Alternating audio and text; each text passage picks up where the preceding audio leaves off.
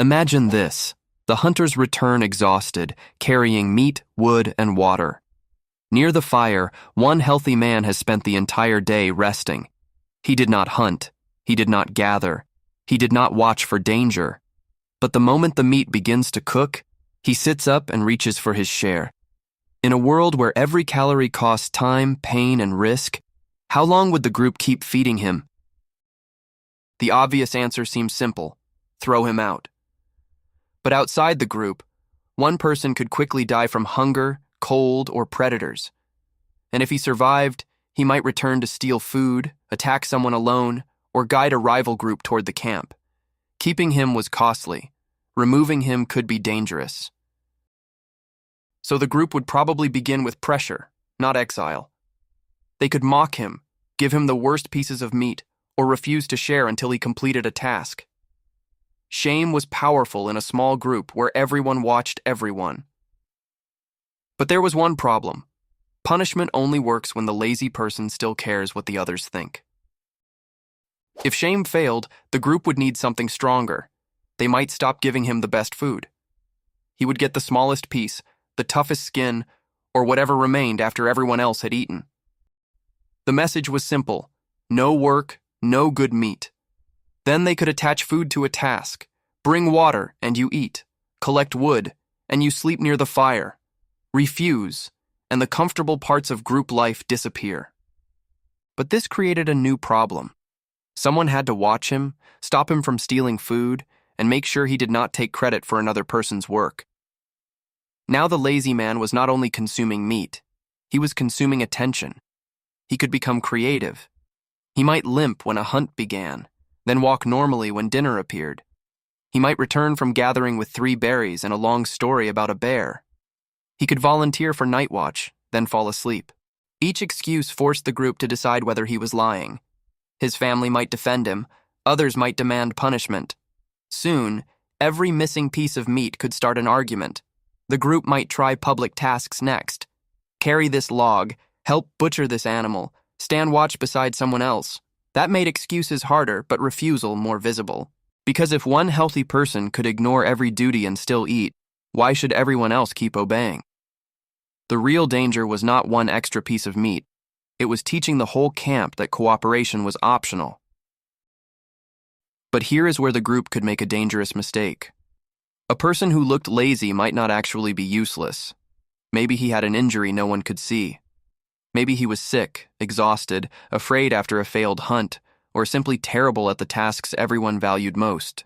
A bad hunter could still repair a broken spear. Someone too slow to gather food might remember where water appeared during the last drought. He could watch children, keep the fire alive, recognize poisonous plants, make tools, tell stories, or notice animal tracks others ignored.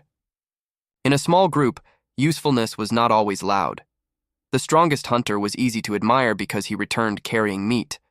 The person who prevented a child from eating the wrong berry saved a life without bringing anything back. So the real question was not, does he work like everyone else?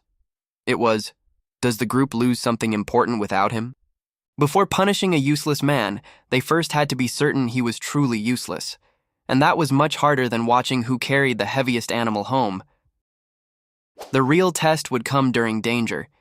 In an easy week, feeding one extra person might only be annoying, but during a freezing night, a failed hunt, or an attack, every pair of hands mattered. Would he carry an injured hunter? Stay awake on watch? Share food with a hungry child?